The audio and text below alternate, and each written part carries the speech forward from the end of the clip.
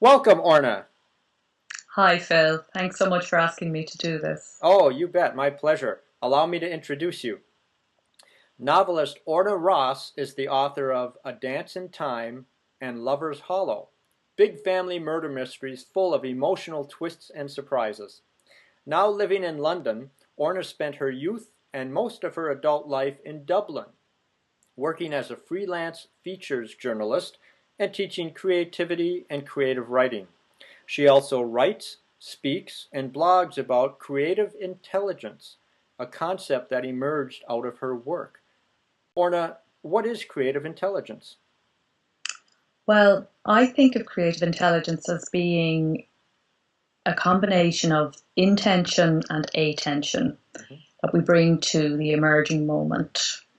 Essentially, it's a way of meeting life, a way of thinking about our experiences and our relationships that brings our innate creativity to that process. Now, where did that idea of creative intelligence come from? Well, I've worked with creatives all my life, all my working life, in some guise or another, and I've been a writer myself since my 20s in various sorts of ways.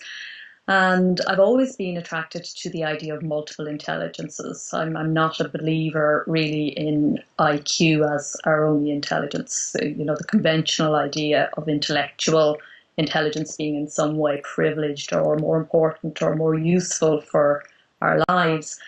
Though, of course, it has its role. I'm not in any way suggesting that it doesn't, but that is the only way in which we are intelligent. So Howard Gardner's notion of multiple intelligences, which included spatial intelligence, emotional intelligence, and so on, I believe in that, or I support that. I very much think that's how we operate, and that certain people are gifted in different sorts of ways. Now, Gardner didn't talk about creative intelligence, and I felt that that was something that exists innately in every person to some degree or another. I've worked with many people over the years who've come to me and said, I'm not creative. And you can very quickly show that they are. To be human, I believe, is to be creative, to be a creator.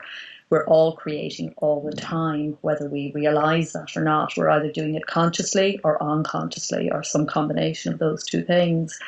So, creative intelligence, as I understand it, while it is linked to the production of creative work, artistic work, writing, painting, sculpture, dinner, nice home, whatever, that kind of thing.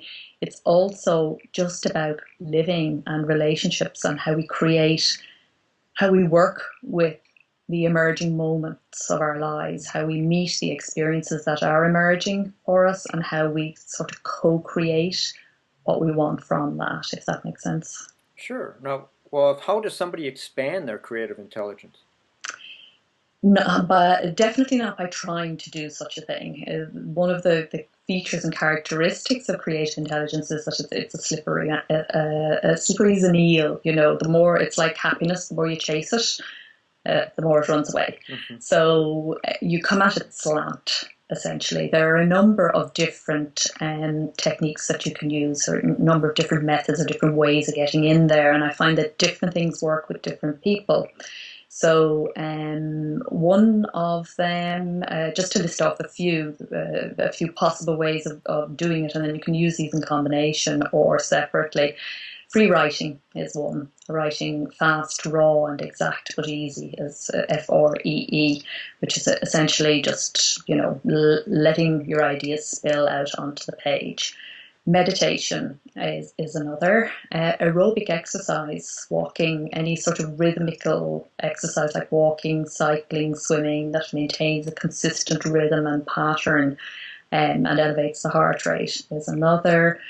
Um, and what I call five senses work, which sort of raises your awareness of where you are in the moment that you're there, if you know what I mean. Mhm. Well, I will link to your creative intelligence blog that gives more detail too, so people can click on that link and get even more information. Now, I understand you've looked into what brain science has to say about creative intelligence. Yeah, to some degree. I mean, I'm really interested in anything that sheds any light on this area, and it's as old as humankind, obviously. But what is interesting is that a lot of our innate sort of gut feelings and intuitions about creativity and how it operates and how it works are being supported by the new sciences.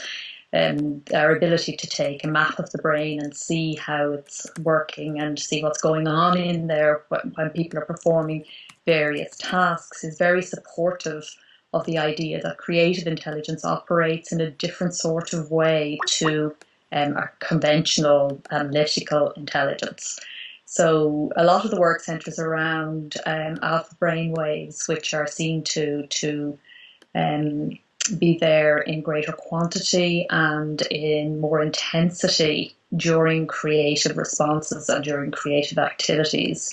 So all the things that I was talking about earlier on, the meditation, the walking, the free writing, these have been shown to increase alpha brainwaves, and that's essentially the physiological response that's going on while your creative intelligence is being ignited and engaged.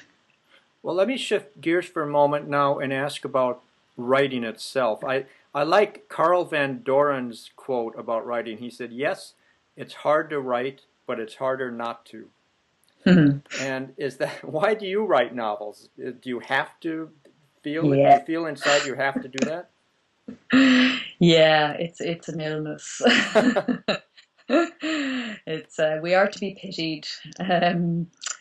Yeah, I write because I have to. I agree. I like that quote very much, and it is very much about that. It's very much about feeling that if I don't write, there is something incomplete about the day, the week, the month, the year. It's just essentially what I need to do, and the more I have done it, the more I need to do it, and so it goes. And that is not in any way to whine, because of course it's also one of the most wonderful things in the world. And when it's going well, which isn't as often as you would like, but when it is, there's no feeling to match it. So I suppose I write for that buzz as well. I couldn't agree more. I also like this quote by Salman Rushdie, who said, "Books choose their authors. The act of creation is not entirely a rational and conscious one." And is that something that you feel as well, that you didn't choose to write the books you did, the fact that they chose you? Yeah, I do. I mean, again, probably when I was starting off, that sort of quote would have sounded to me a bit sort of, nah, get over yourself. But actually, the more I go on, the more mysterious the entire process seems to be to me. And, I very much feel that we are created by our creations, and it is impossible to actually separate out who's giving and who's receiving in this strange relationship. Pretty much like everything else. I mean, again, as you ignite your creative intelligence, I think that becomes your experience of every dimension of your life, not just your creative pursuits. What do you see as the particular challenges of creating fiction? To be true to the reality of the moment, to enable the reader to come out of themselves to some degree and meet the story halfway.